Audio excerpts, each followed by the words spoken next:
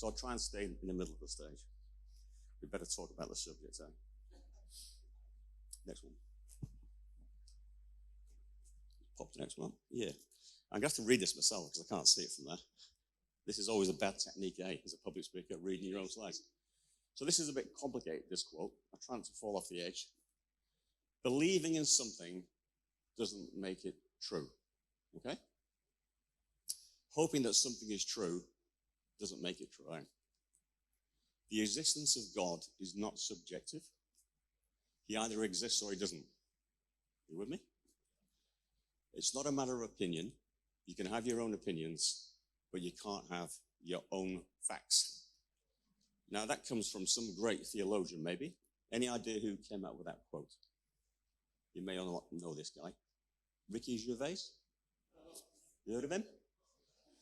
The guy from The Office? I'm not going to do the monkey thing.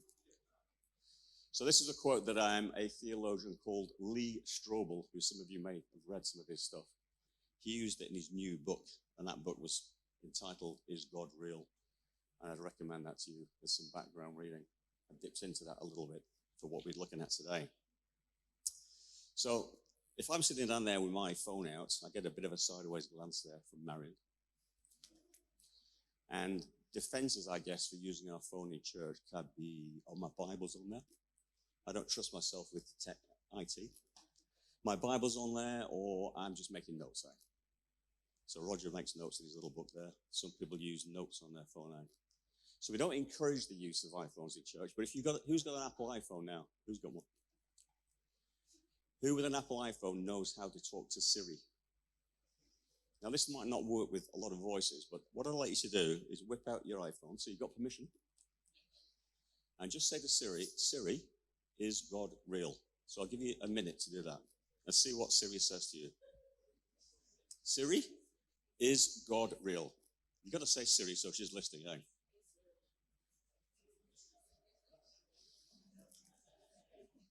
Now, who got an answer? Something like, it's all a mystery to me. Yeah, everybody, eh? Now, we're not going to do it right now because we'll be here all day. And don't get obsessed talking to Siri. Maybe that's a sign of a sad person, eh? But if you ask Siri, is the devil real? You might get a more comprehensive answer, eh? But don't do that. Now, in that book, Lee Strobel told us, or he told me when I was reading it, that 200 times a second, 24/7,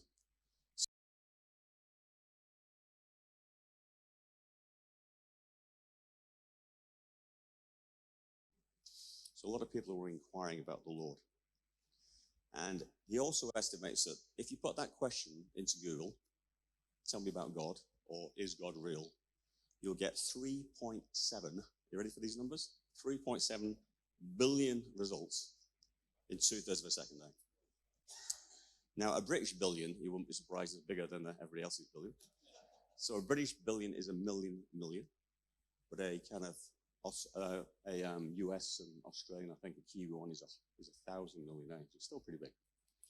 In 2/3 of a second. And if you've been listening to all of that, and I'm not putting you to sleep yet, and you can do rapid math in your head, whilst you were doing that search, another 150 people have Googled God answering that question in the time that you actually typed the question yourself. So it goes round and round in circles, like. So to me, it's pretty clear that the question Adam asked me to speak to is God, is it real, is the good question to be asking. Let's put this next slide up. Now, who's ever been tramping or hiking, as we call it in England? Anybody seen one of those things, eh? Any idea what that is? And by the way, it's about this big. It looks massive on there, eh? So this thing, it's actually got 4 sides and it tapers to the top. And on the top there is like a little brass thing where you can stick stuff. And it's called a trig point. Trig point? And trig is short for, any ideas? Triangulation. No. So it's a triangulation point. So back in the day when they were trying to map the UK, and it's used in other countries, which we'll see in a minute, they stuck these things on high points, like mountains and hills or whatever, which they worked out where they were using the stars or whatever. And then they can hike up the mountain, stick their little machine on the top, walk it over here. It's called a theodolite, technical term, come back to the middle.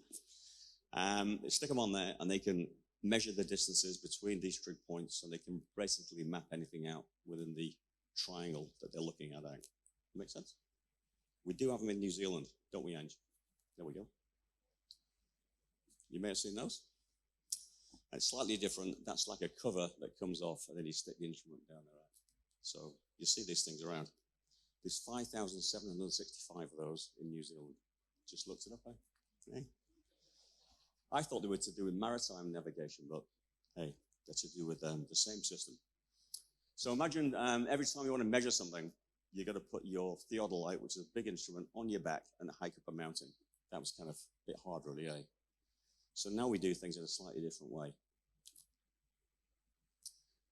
So we use satellites, eh? Okay? There's a big word, eh? Pseudo-range corrections. So how many satellites have we got up there, do you think? Not counting Elon Musk's. Yeah, thousands, eh? But GPS, Global Positioning System, works on 31 satellites, eh? The Russians have got their own, the Chinese have got their own, and maybe other nations have got their own that we don't know about. But we basically got 31. So, believe it or not, the new tech is actually less reliable than the old tech. So before we had triangulation, 3 points, we now have to have 4 satellites to make this work. So 3 satellites. That's me in my little airplane, by the way. Try and fly a little plane. One thing I'm trying to do at the moment is learn to do something slightly different in aviation. And for that, I've got to go back and learn how to navigate just using a compass, a bit like the old trig points, rather than relying on GPS. It's quite hard, really. Got used to following the line. So 3 satellites here are working out where that little aeroplane is. And the 4th one, because it relies the whole GPS thing on working out the time, it sends a signal back and forward out. And that time's got to be very accurate. So the 4th satellite's job is just to do an accurate count of the time and check the other 3 are telling the time correctly out. What's this got to do whether God's real out? Where have we got 4 satellites or reference points in our Bible? Church participation is welcome. Just put the title back up again. All right. So even with the best GPS system, you could have that question, couldn't you? You know, Houston, Adam, there's a problem now. And I just want to correct that, by the way. Nobody ever said, Houston, we've got a problem. The phrase was, Houston, we've got a problem here. Just to be quiet. All right. Do you believe we actually went to space? I think there's enough evidence saying. Is anybody not? I've got some good friends still, would you believe, who are adamant that the world is flat. But that's a whole nother story. Okay. All right. How many results worth on the Google search? How many? Do you remember? 3.7 billion? That just says here, Mark, ask the question again to make sure everybody is awake. All right. So seriously, when we look at the Bible, we do see inaccuracies in the Bible, inaccuracies. And these are generally around 4 main areas. Genealogies. So how we sort of, you remember Jesus' genealogy? It goes all the way back to boom, boom, boom, boom, boom, boom, boom, and it's told slightly differently in different places. The description of the nativity. Who was there, what the angel said to who, when, what, wherever, when did the wise men show up? Those sort of things. Would you believe Jesus' last words on the cross? There are books written as to what Jesus' last words on the cross actually were. And then more importantly for us, I think, right now, in this time where we're leading up to Easter, the actual accounts of what happened on resurrection morning, who saw what and whatever. And if you read the Gospels, you'll see there's kind of different versions of this. So who went to the tomb first? How many women was it? Was it Mary Magdalene by herself? Was she with the other Mary? Or was the other Mary with Salome? Or was there just Salome and Mary? Was the other Mary with Joanna? And who were the rest of the women? Were they Mary and Joanna or just with Mary? Was the stone rolled away when they get there? Or did they see an angel come down and actually move the stone? We go on. How many angels were there? 1? 2? Were they in the tomb? Were they sitting on the stone? Did they appear out of the third air? Did they descend from the sky? Who was the first person to see Jesus? Was it Mary Magdalene? If so, when did she see him? Did she crash into him as she was running away from the tomb? Or was he there in the tomb when she arrived? Where and when did Jesus appear to the disciples? Was it in Jerusalem? Was it in Galilee?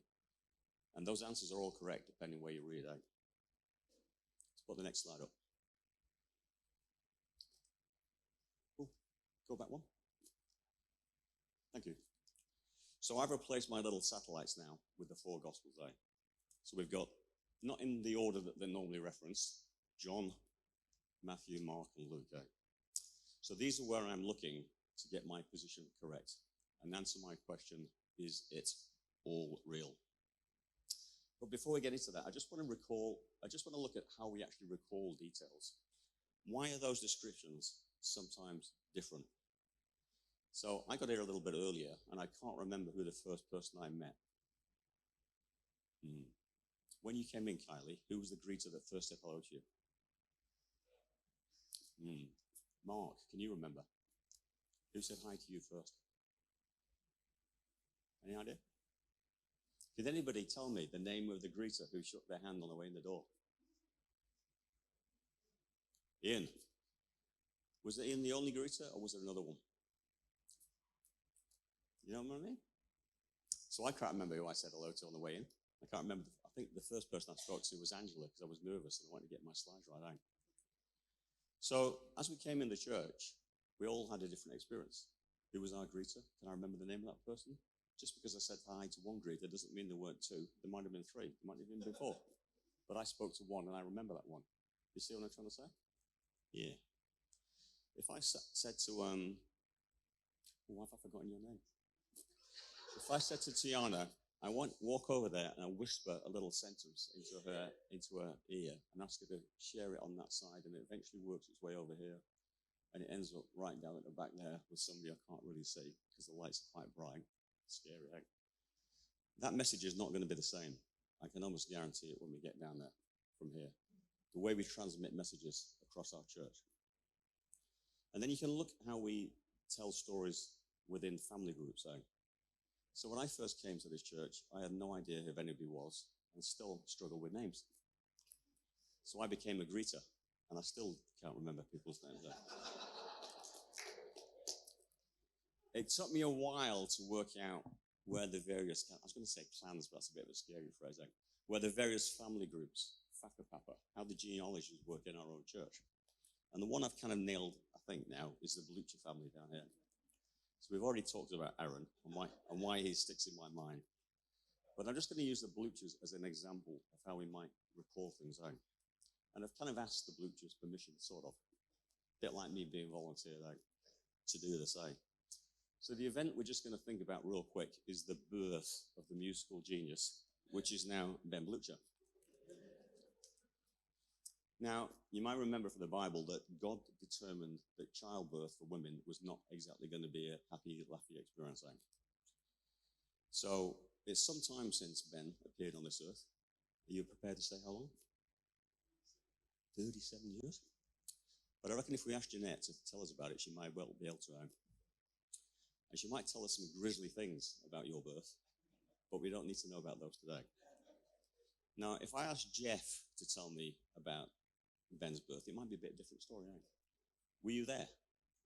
Yeah. But you kind of saw the sanitized version, eh? I guess, eh? Yeah. If I asked Aaron about Ben's birth, now he might have some thoughts about growing up with a younger brother. I don't know. But his view on that birth is going to be different. You get me? If we extend that Whakapapa, that clan out a little bit, I guess when Mandy was pregnant, and I've just tried to work out this morning, Asher was the first out. So when she was pregnant with Asher, she might have asked Jeanette about her experience, or she might have asked her own mother, Magda, who I saw earlier. But her view of the birth of her son is going to be different to that one out. There's a commonality about childbirth, but our perspectives make it different. You get me? You know where I'm going with this out. I'm thinking Noah and Asher might not have thought much about Ben's birthday. Never mind. By the way, my mum told me never to be hypnotized and go back to my own birth. Apparently, my umbilical cord was this big, and I was sort of going, and it has to be cut off inside my mum, eh? Ooh, gory story, eh? So what I'm trying to say is that the story in our four Gospels, are influenced by perspective and closeness to the action. Does that make sense? There is a point, eh? We've done the greeting thing, eh? So it's pretty significant, though. I mean, the birth of Glenn Butcher was important, but I think the birth of Jesus Christ might have just edged you out, mate. So when we're looking at whether Christ was born and resurrected or not, it's a slightly different matter, and we need to be a bit more serious about it, eh? So I just want to look at the Gospels one more time. So let's just think about who these people were who were writing these Gospels and what kind of perspective they came from. What was Matthew's job? Tax collector, right? So Matthew's a tax collector. So if you've ever seen that series, The Chosen, have you seen that? You get a sense of who Matthew was, eh? No? He may have been on the spectrum somewhere. We're all on the spectrum, by the way, but he was a little bit like that. But because of his profession, he was quite into monetary details, eh? And I think he would be probably quite a wise guy, probably quite clever, probably a bit of an academic, maybe over that side of this stage. I've not walked over there much, have I? Sorry. Hello. Yeah. Okay. Well-educated, probably spoke several languages. He was probably a bit frustrated that he had to kowtow to the Roman Empire, but he did his job, did it well. Now, he saw things and wrote them down in his little ledger, who owed money, who paid their taxes or whatever, so he could answer to the Roman authorities. So that's the kind of nature he was, quite nitty-gritty, and he knew about money. So he's the only one in his gospel who mentioned the soldiers who saw the angel come and the rolling away of the stone, big flashes of light and whatever. He's the only one who mentioned that in his gospel and talked about those soldiers being paid off by their superiors. Remember that story? And I would suggest that he mentions that because he's a money freak. He's quite interested in the monetary value of things and keeping a little ledger. That story, though, does amaze me, really. So those senior Roman soldiers who were in charge of the guys who were scared by the angels, they didn't say, oh, that can't possibly have happened. They were so concerned about it that they tried to pay him off. It's pretty interesting, yeah. By the way, speaking of people being paid off, how much did Judas get to dob in Jesus? 30 pieces of silver, right? I'm going over here now. What were 30 pieces of silver worth, do you think, to Judas? This is the Bible college side. Oh, this is the theoretical side. A lot of money? Not too much money? Okay. Some people say it's not a very lot of money. It's about the price of the slave. So if we look in our archaeology, we find this little thing called tetradrachms. Tetra having 4 sides, and they were a piece of silver. We're talking about the time of Judas. And 30 tetradrachms, can't even say the word myself, they were worth about $500. But we've got to think about perspective and context. Bible college people, remember this? Perspective and context. So in Judas's time, that was probably about $35,000 when we compared it to what the average wage was. So it was quite a bit of money, yeah. Moving on. Mark, my namesake. Where's the younger folk? Down here. Who's a teenager over there? We've got a few, So when Jesus was walking the earth, Mark was a teenager. Can you imagine being with Jesus right now? Would that be pretty cool? Yeah, I think so. So Mark was a teenager. And you can imagine that he would be sort of on the edge of the disciple group, listening to Jesus' words. So he had a really good first-hand view of what Jesus was saying. But like many teenagers, maybe not you two though, probably didn't pay too much attention. Just remembered it later in his life. But what Mark did, he traveled with Paul, who's a pretty significant figure, So he traveled with Paul and he accompanied Peter to Rome. And he stayed with Peter pretty much all the time when he was in prison. So you can imagine he had some pretty good chats about what Jesus had done in his life. So Peter was great in many, many ways, isn't he? But at the end of the day, Peter was a fisherman from Galilee. He probably wasn't that well educated. And Mark had been brought up in a scholarly way. And he could speak Greek and he could write Latin. So he was a good way of Peter getting his information out to the world. And that's how he wrote his gospel.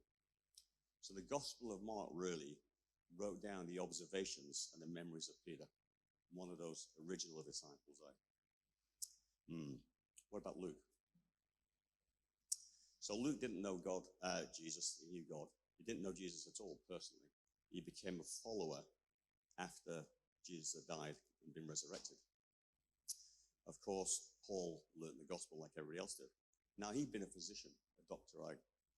So we've got some doctors in the group here. Hello. And doctors are generally pretty methodical. Can't say that word. What's the word? That's the word. Methodical, eh? So, and again, he had the opportunity to talk to other people who'd known Jesus. And just like Matthew, I guess, but from a different perspective, he wrote things down in a very diligent way. And he said right at the beginning of his gospel, so I was nagged by Angela for not having any gospel text, but never mind.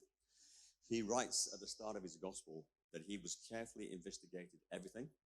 And from the beginning, he's going to write down the things that eyewitnesses and other teachers of the gospel had to say about Jesus. So we put it up front there that he'd done his research, he had his evidence, and that's what he was going to present in his gospel line.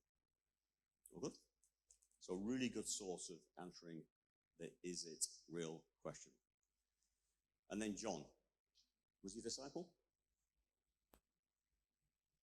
Do you think people just come and sit at the back? Hey, do you get this expression? Yeah, people just sit at the back and don't say anything. Yeah, okay. So John was a disciple, eh? He was. So he's there in the thick of the action, eh? And his book was likely written last. So he's there as the timekeeper of my gospel, just like that fourth satellite egg. So John probably read some of the other gospels before he actually wrote his own gospel. And he's using his experience to cross-reference what they said and act as a sort of legitimizer, I guess, of the content of the other three. So he probably did read his others. And, if you read his gospel, he sort of tells the story in slightly different ways. And he includes things that the others didn't include, but he also misses out things that they included. Not because the facts were different, just because he's putting his perspective on and adding bits that he thought they forgot about. You see where we're going? There's a bit of a running thread, isn't there? Yeah. He also had in there, interestingly, that none of the other gospel writers did the testimony of John the Baptist. And it's likely that he actually had access to some of the original writings of John the Baptist, and he can include those in his gospel line. So John was writing to members of the church who already knew something of the Lord. So he didn't have to sort of proselytize from the very beginning. They also already had a baseline, and he was adding on top of that. So again, slightly different context. Yes. So John's job was to emphasize Jesus' divine nature as the Son of God. And that fits now quite nicely with that fourth satellite eye. So let's put the next one up, please.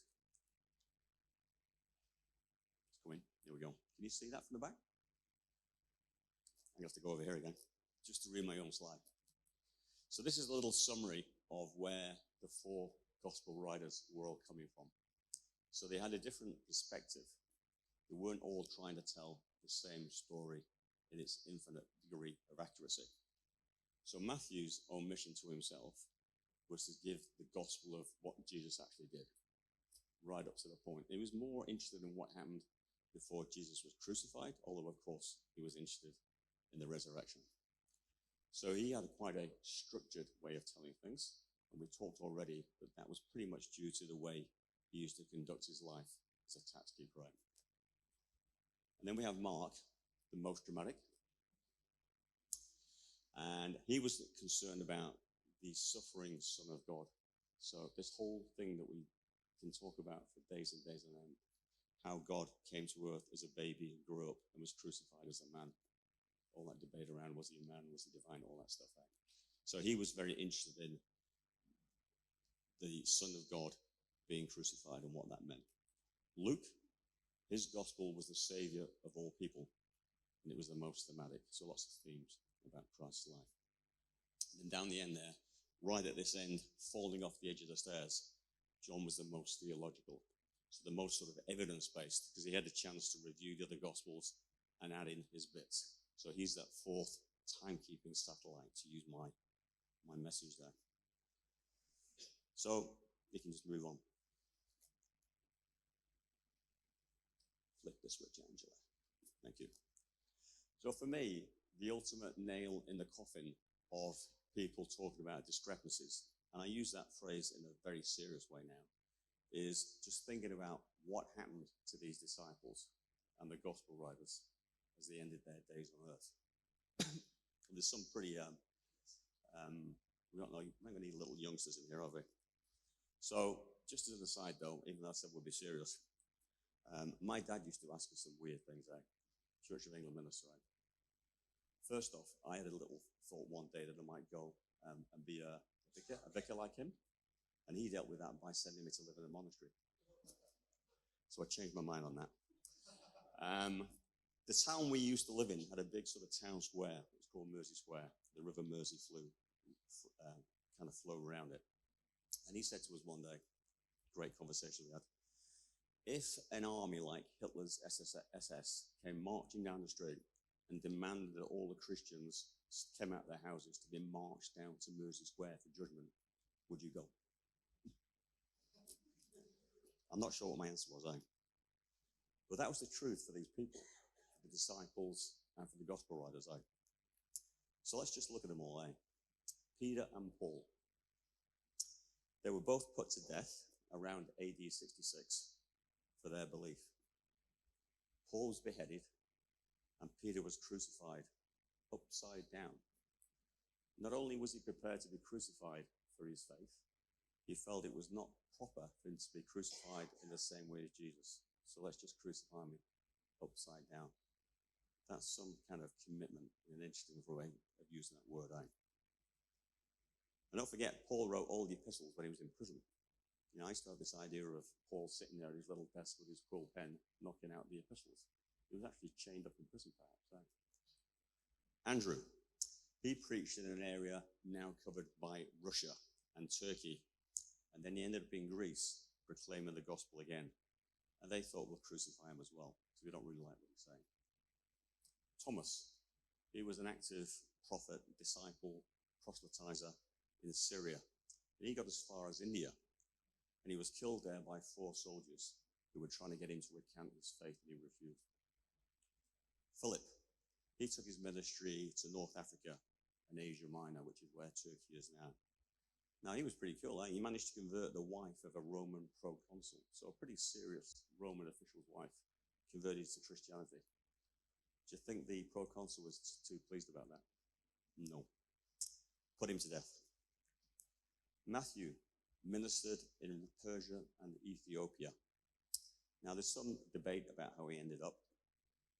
Some people say that he escaped and he just died of natural death.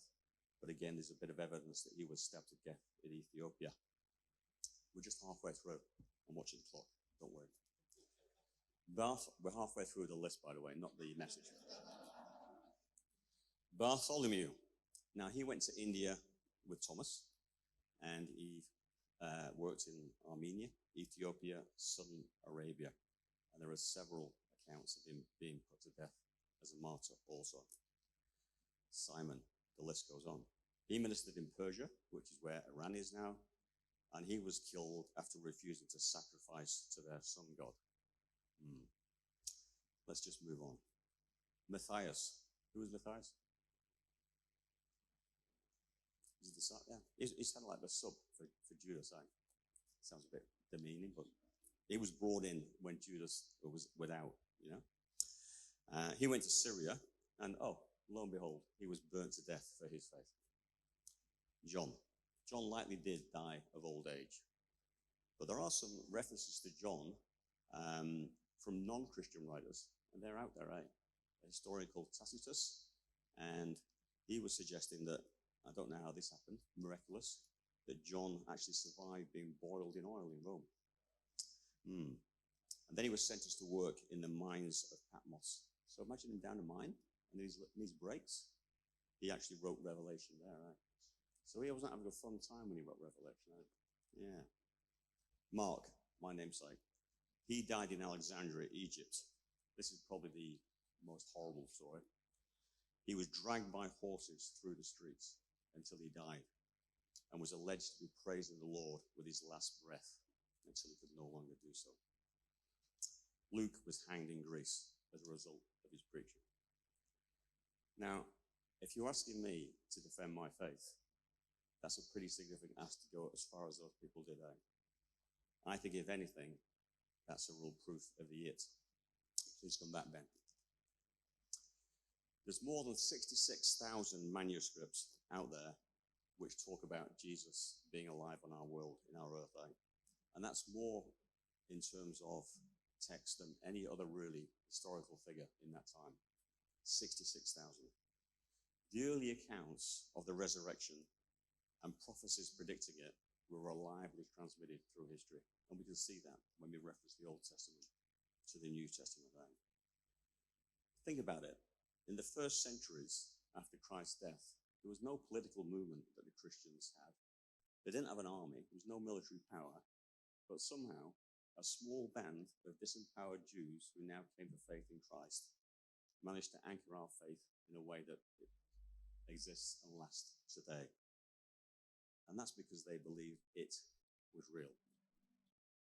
Now, we haven't got to be naive, for sure, but you've got to remember that sign, by the way, if you've got eagle eyes, has been shot at, like many signs on the roadside in New Zealand. There are people out there who spend time as their hobby, their occupation, their profession, to pick holes in our Bible and our gospel.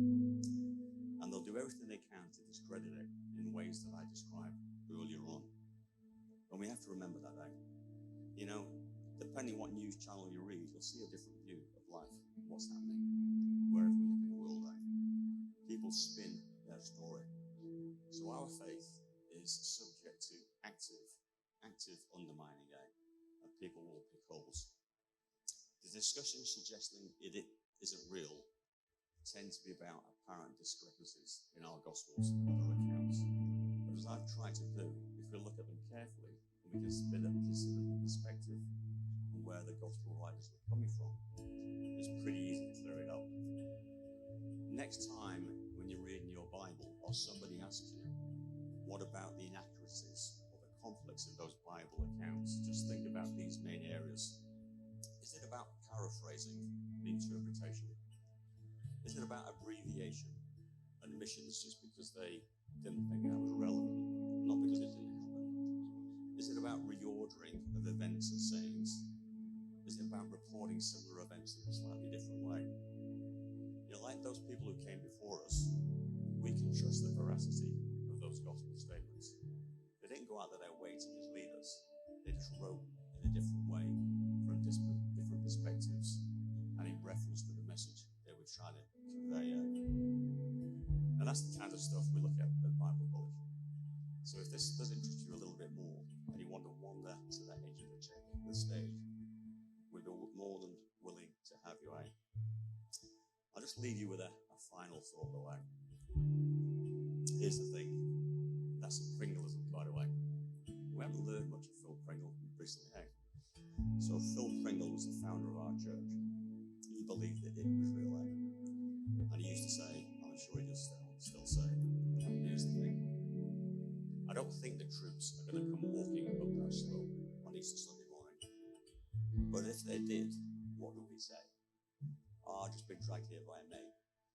Or would you be prepared to stand up and say, I do believe it is real? If you're unsure about that, Bible College is the place for you. Amen.